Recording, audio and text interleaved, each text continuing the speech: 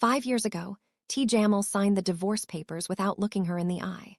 The whispers said his wife was barren, unworthy of the Yoon family's bloodline, a mistake he needed erased before his own inner circle revolted. He believed the report. He believed the doctor. He believed everyone except the one person who deserved his belief most, Rita, standing in the doorway of his penthouse office, holding a folder of forged medical records she hadn't yet understood were lies. She left Seoul with nothing but her spine and her silence. Tonight, under the golden wash of sunset flooding the 40th floor of Yoon Tower, the gleaming, legitimate face of an empire that ran far deeper into Seoul's shadows than any public filing revealed, that same office door opens again. Rita walks in wearing the calm of a woman who has already survived him once. She is not his wife anymore. She is the newly appointed CEO of Danby Holdings, the company about to swallow half of his empire in a hostile acquisition. Tae-Jamil rises from his chair, and for the first time in 5 years, the most feared man in Seoul's underworld forgets how to breathe. Rita had rehearsed this moment for 5 years, and still it undid her. The Yoon Tower boardroom smelled the same cedar and cold steel and the particular silence that power bought. She set her tablet on the table with deliberate calm, though her pulse betrayed her, hammering against the collar of her ivory blazer. Across from her, flanked by 2 lieutenants dressed like executives who looked like they'd rather be anywhere else, sat Tae-Jamil. He hadn't changed the way she'd hoped he would. If anything, 5 years had sharpened him. The boy who used to loosen his tie by 9 p.m. was gone, replaced by a man whose stillness felt like a held breath. Everyone in Seoul knew the Yoon name ran 2 ledgers, one for the tax office, one for the men who answered to him without question. His eyes found hers and stayed there, unreadable, the way they'd always been in front of other people. MS. Ademi Akafer, he said, using her mother's name instead of the one she'd once worn as his wife. A small mercy, or a small cruelty, she couldn't tell anymore. Danby Holdings' proposal is aggressive. Danby Holdings' proposal is fair market value, Rita corrected, sliding a folder across the table. Yoon Electronics has bled 40% of its semiconductor contracts in 18 months. Your board knows it. I'm offering a lifeline, not a hostile takeover. You're offering my family's spine on a platter and calling it a favor. I'm offering the truth, which historically hasn't been your family's strong suit. Lieutenants shifted, sensing blood in water they didn't understand. Tae-Jamil's jaw tightened almost imperceptibly, the only crack in the marble. We'll review the terms, he said, standing, ending the meeting 5 minutes early, which everyone in the room understood was not procedure but retreat. As the others filed out, he lingered by the door. You look well, Rita. I look like a woman who stopped waiting for your family's approval, she said. It agrees with me. He almost smiled. Almost. Dinner. To discuss the deal properly, not this theater for the men who report to me. Don't do dinner with men who let their mothers destroy my medical records to end a marriage. Something flickered behind his eyes, surprise, maybe guilt, gone before she could name it. What did you say? Nothing you don't already suspect, deep down, in the hours you can't sleep. She gathered her tablet and walked past him, close enough to catch the same cedar cologne that used to live on his collarbone. 7 o'clock. Han River Terrace. Business only, Mr. Yoon. She hadn't meant to say it. The words about his mother had sat in her chest for 5 years, a splinter she'd never let herself pull out because pulling it out meant admitting how deep it had gone. But watching him stand there, still so certain of his own righteousness, something in her had cracked open. Back in her own tower, smaller than his, but rising fast, thanks to 3 years of 18-hour days and a board that had bet everything on her instinct for undervalued companies. Rita's assistant, Hana, was waiting with a tablet full of urgent flags. Ma'am, legal wants to know if you're serious about the Yoon acquisition. Everyone in this city knows what sits underneath that company's balance sheet. It's not just business anymore, is it? It's exactly business, Rita said, though her voice wavered on the last word. You dated his cousin for 2 years to build inroads into Korean finance and never once mentioned you used to be married to the most powerful man in Seoul's syndicate world. Because it didn't matter. Not until Danby's forensic accountants found the shell company that funneled donations into the fertility clinic that diagnosed me. Rita set down her coffee, hands steady only through sheer will. Someone paid Dr. Beek to falsify my test results, Hana. Someone wanted my marriage over badly enough to fabricate infertility. And I think I finally know who benefited. Hana's eyes widened. The divorce cleared the path for the alliance between the Yoon family and the Seoyan syndicate, and Seoyan's chairman's daughter was engaged to Tae-Jamil within 4 months of our divorce being finalized, Rita finished. An engagement that mysteriously fell apart 8 months later. I want to know why. At 6:58 p.m., Tae-Jamil stood at the River Terrace restaurant 20 minutes before Rita arrived, which his second-in-command Minyu found suspicious enough to comment on. Early, Minyu said. You're never early. I need answers before I need dinner. Tae-Jamil's gaze was fixed on the water gold light scattering across the current like scattered coins.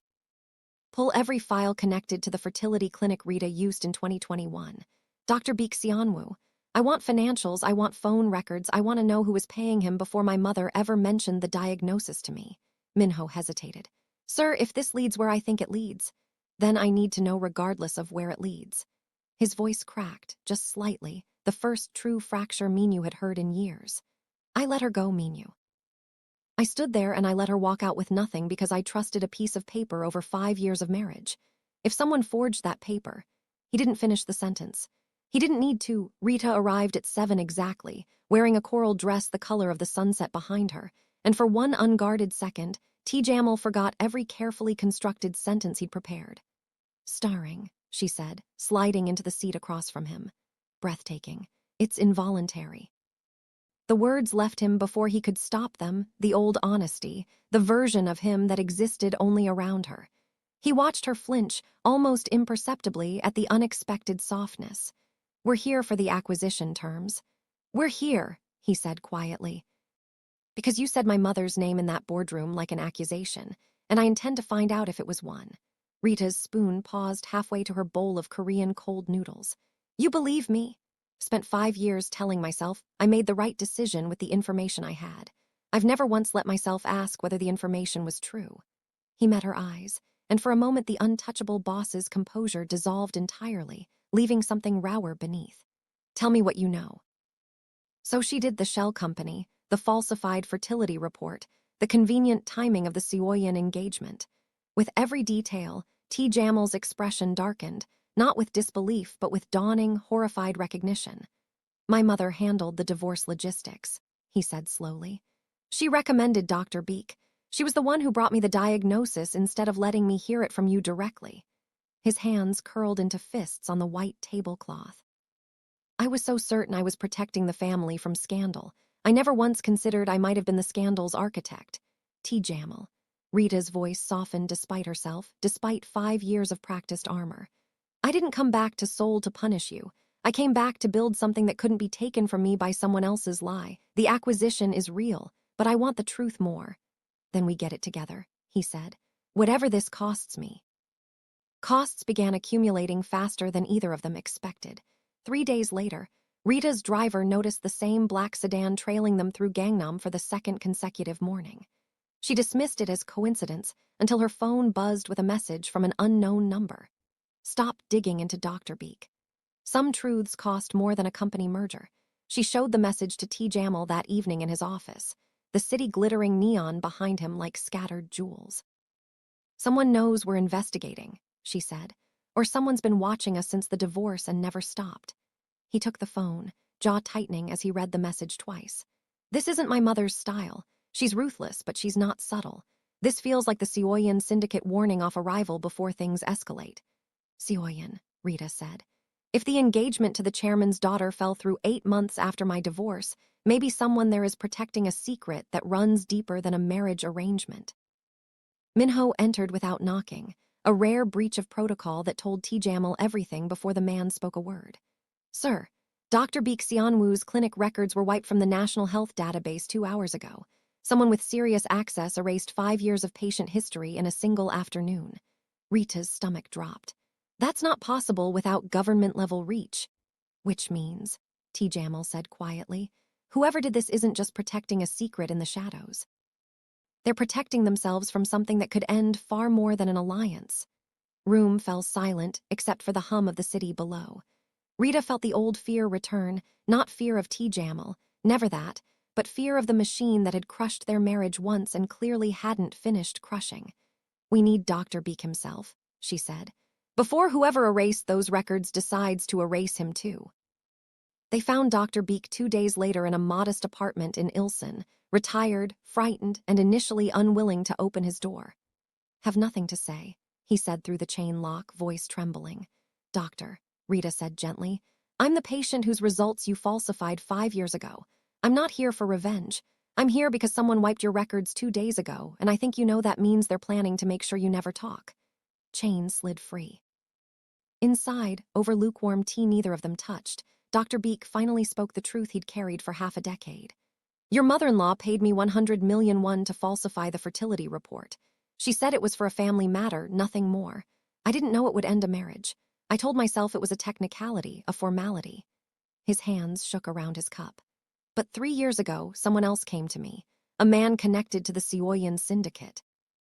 He paid me another 200 million won to keep quiet permanently, and he made it clear that quiet had an expiration date if I ever changed my mind." Tae-Jamil said, voice like ice cracking underfoot. "Paid you first? My mother alone? Or was Seoul involved from the very beginning?" Doctor. Beek's eyes filled with something like relief at finally releasing the weight. "Your mother acted first, out of desperation to protect the family from a scandal she believed was coming. But it was Seoul's chairman who suggested the idea to her in the first place, 6 months before the divorce. He wanted the alliance broken. He needed your marriage gone to get it. Your mother didn't create the lie, Mr. Yoon. Just chose to believe it," Tae-Jamil finished hollowly. "The same as I did." Rita reached across the small table, resting her hand over his clenched fist without thinking, the old instinct returning before she could stop it. He didn't pull away. For the first time in 5 years, he let himself be comforted by the one person he'd wronged most.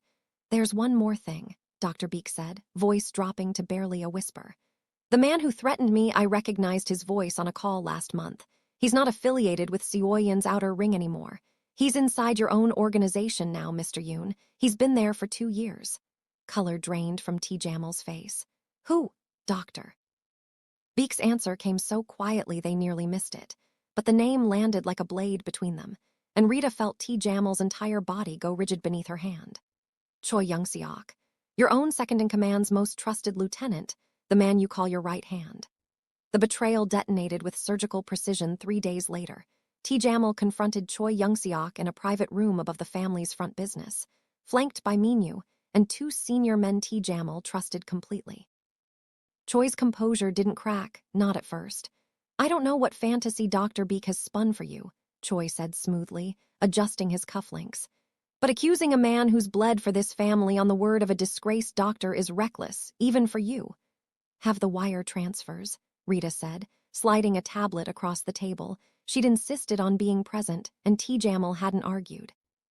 200 million won from a Seoul shell account to Dr. Beek, routed through the same account that later paid your daughter's tuition at a Swiss boarding school. Careless, Director Choi. Money leaves fingerprints. The first time, something ugly surfaced beneath Choi's polished exterior. "You have no idea what you're unraveling. This wasn't about a marriage. It was never about a marriage.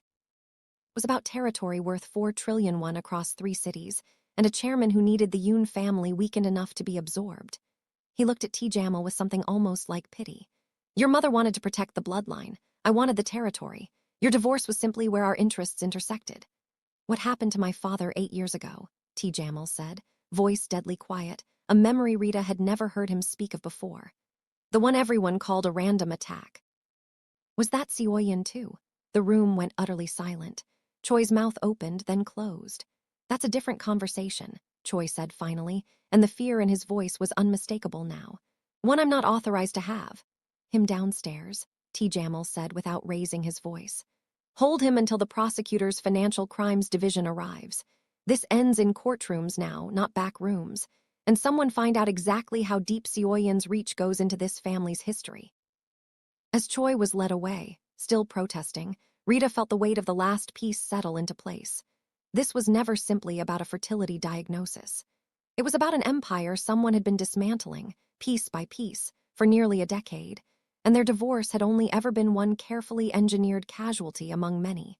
Tae-Jamil turned to her once the room emptied, his composure finally, completely gone. "My father's death might not have been an accident. My marriage was a calculated sacrifice, and I spent 5 years blaming you for a wound someone else inflicted." His voice broke on the last word. Rita, I don't know how to begin apologizing for what I let happen to us. Rita felt her own careful walls trembling, 5 years of protective distance cracking under the weight of a truth she'd both wanted and feared. You don't apologize yet, she said softly, because this isn't over.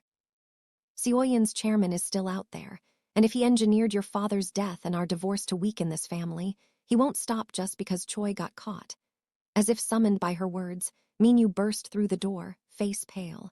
Sir, Ms. Ademi Akafer, Danby Holdings server room just reported an intrusion. Someone breached your acquisition files an hour ago.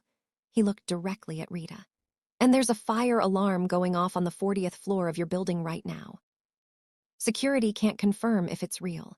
Rita's blood went cold. Her office, her building, everything she'd built in 5 years, suddenly, violently, in someone else's crosshairs. End of batch 1. The elevator to Danby Tower's 40th floor refused to move, stuck between floors 22 and 23, and somewhere above them, smoke curled beneath a stairwell door that had been locked from the outside. Batch 2, the stairwell door groaned under Minyu's shoulder before finally giving way, spilling gray smoke into the emergency lighting. Tae-Jamil didn't hesitate. He was through the doorway before Rita could stop him, jacket already stripped off and pressed against his mouth as a makeshift filter. Tae-Jamil. Rita's voice cracked with something she refused to name as fear for him specifically, rather than fear in general. She followed anyway, ignoring Minyu's protest, because 5 years of independence had never once meant she'd learned to stand back while people she loved ran into danger. Loved. The word surfaced unbidden, and she had no time to examine it. The 40th floor wasn't fully ablaze, a contained fire, deliberately small, near the server room where the intrusion had been reported. Someone had wanted a distraction, not a tragedy, and that distinction told Rita more than the flames themselves. They wanted us out of the building, she said, coughing, as building security finally arrived with extinguishers. The fire is cover. What were they actually after? The answer came within the hour, once the flames were doused and the smoke cleared enough for her security team to assess the damage. Every file related to the Seoul investigation, the wire transfers, Dr. Beek's testimony, the financial records connecting Choi Young-seok to the falsified fertility report, had been wiped from Danby's servers. Backup drives, physically removed from a locked cabinet, gone entirely. They knew exactly what to take, Rita said numbly, staring at the empty server racks. Someone inside Danby is working for Seoul. Tae-Jamil, soot still smudged along his jaw, took her trembling hands in his without asking permission, an intimacy neither of them commented on. We still have Dr. Beek's testimony on record with the prosecutor. And Choi Young-seok is in custody. Seoul can't erase what the government already has. His thumb moved gently over her knuckles, an accidental tenderness that neither of them pulled away from. This isn't over, Rita, but it isn't lost either. You almost walked into a fire for me, she said quietly, the adrenaline finally cracking into something more vulnerable. I'd walk into worse, he said, if it meant making up for the 5 years I let you walk away alone. The moment stretched, charged and unfinished, until Minyu's radio crackled with new information that shattered the fragile intimacy. Prosecutor's office just called. Director Choi is talking. He wants to make a deal, full testimony against Seoul's chairman in exchange for reduced sentencing. Minyu's expression was grim. But he says there's something you both need to hear directly. About the divorce. About why it had to be you two specifically. They met the prosecutor and Choi Young-seok, now stripped of his composure entirely, in a secured interview room 2 hours later. Chairman didn't just want territory, Choi said, hands cuffed loosely on the table, voice hollow with the particular exhaustion of a man who'd run out of leverage. He wanted specifically to destroy the Unidemi marriage because Rita's mother's shipping conglomerate in Lagos controls port access Seoul needed for their expansion into West African markets. A marriage between the Yoon family and Ademi shipping wasn't just personal. It was an alliance that threatened Seoul's expansion plans for a decade. Rita felt the floor tilt beneath her. My mother's company. This was never about fertility or bloodlines at all. It was about my family's ports. The chairman needed the marriage dissolved before your mother finalized a shipping partnership that would have locked Seoul out of 3 major African trade corridors permanently, Choi continued. Once you were divorced, the alliance dissolved naturally. Your mother pulled back from finalizing anything with the Yoons. Seoul moved in 8 months later with their own shipping partnership instead, the one that made the chairman's fortune. Tae-Jamil's hands had gone white-knuckled against the table edge. You're telling me my father's death, my marriage, 5 years of both our lives, all of it was collateral damage in a shipping contract. Power, Choi said, something almost like an apology in his voice, rarely cares whose lives it costs. Prosecutor cleared his throat. We have enough now for an arrest warrant against Seoul's chairman, fraud, extortion, and we're pursuing the 8-year-old attack on your father as attempted murder with new forensic review. It will take time, Mr. Yoon, but it will happen. Outside the interview room, in the fluorescent-lit hallway, Rita finally allowed herself to sit, legs unsteady beneath her. Tae-Jamil sat beside her, close enough that their shoulders touched, neither pulling away. 5 years, she whispered. 5 years I told myself I left because I couldn't trust you to choose me over your family's version of the truth, and it turns out neither of us ever stood a chance against what was actually happening around us. I still chose wrong, Tae-Jamil said quietly. Even if the lie was engineered, I'm the one who believed it without asking you directly. I'm the one who let a piece of paper outweigh 5 years of knowing exactly who you are. He turned to face her fully, something raw and unguarded in his expression that she hadn't seen since the earliest days of their courtship, before the family business, before the pressure, before everything calcified into performance. I don't expect forgiveness for that, but I need you to know I see it now, all of it. Rita studied him, the exhaustion beneath his composure, the genuine grief in his eyes, the version of him that had always existed beneath the cold, untouchable mask the whole city feared. I didn't come back to Seoul for revenge, Tae-Jamil. I came back because Danby Holdings needed a foothold in Korean markets, and because some stubborn part of me needed to prove I built something real without your family's name attached to it. She paused, throat tight. I didn't expect to still feel this. Whatever this is, me what it is, he said softly. Please, I've spent 5 years guessing wrong about everything that matters. Terrifying, she admitted, a small, unsteady laugh escaping her. It's terrifying because some part of me never stopped loving you even when I hated what happened to us, and I don't know how to reconcile that with everything I've built since. He reached up slowly, giving her every opportunity to step back, and brushed a strand of hair from her face with a tenderness that undid her more thoroughly than any grand declaration could have. Then, let's reconcile it together. Not as who we were 5 years ago, as who we are now, you, the CEO who built an empire from nothing. Me, the man who's finally asking the right questions instead of trusting the wrong answers. The space between them closed slowly, deliberately, both of them choosing it with open eyes this time. When their lips finally met, it wasn't the hesitant, uncertain kiss of strangers, nor the practiced familiarity of the marriage they'd lost. It was something new entirely, built on the wreckage of everything that had nearly destroyed them, chosen freely under fluorescent hallway lights instead of golden Seoul sunsets, which somehow made it more real. 3 weeks later, Seoul's chairman was arrested at Incheon International Airport, attempting to board a private flight to Zurich. His empire collapsing in real time as prosecutors unsealed evidence connecting him to Choi Young-seok's espionage, Dr. Beek's falsified records, and, pending further forensic review, the attack that had claimed Tae-Jamil's father 8 years prior. Yoon Electronics and Danby Holdings finalized their acquisition terms, not as a hostile takeover, but as a genuine merger negotiated as equals, with Rita retaining full operational independence over Danby's African trade divisions that, fittingly, now included a formal shipping partnership with her mother's Lagos conglomerate, the very alliance Seoul had once destroyed a marriage to prevent. Tae-Jamil's mother, facing her own reckoning over her role in commissioning the falsified medical report, stepped back from the family's affairs in a quiet arrangement that made no headlines, though the apology she offered Rita privately, stiff, imperfect, but genuine, was more than Rita had ever expected to receive. On a clear evening in late autumn, with Seoul's skyline catching the last warm light of sunset and neons slowly waking along the river, Rita found Tae-Jamil waiting on the same terrace where they'd first reopened the wound 5 weeks earlier. No contracts tonight, he said, holding up empty hands. No acquisition terms, just us. That's new territory for both of us, she said, settling into the seat beside him rather than across from him, a small, deliberate choice that hadn't gone unnoticed by either of them. Been thinking about what comes next, he said. Not the family business, us. Rita's heart caught, old fear and new hope tangled together. And I'm not asking you to remarry me, he said carefully. Not yet. Not until we've both proven, to ourselves, not to anyone else, that we can choose each other without a boardroom, an alliance, or a 5-year-old betrayal standing between us. I want to date you, Rita. Properly. Slowly. The way we should have before family expectations and outside pressure decided our timeline for us.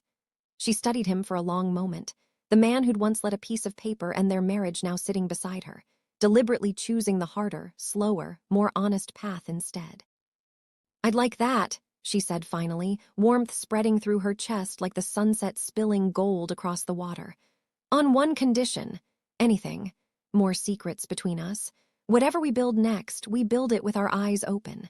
Together. Together, he agreed, threading his fingers through hers as the last light faded into the soft blue of a clear Seoul evening. No rain in sight. Only the promise of a future neither of them had engineered, chosen freely at last, exactly as it should have been from the beginning.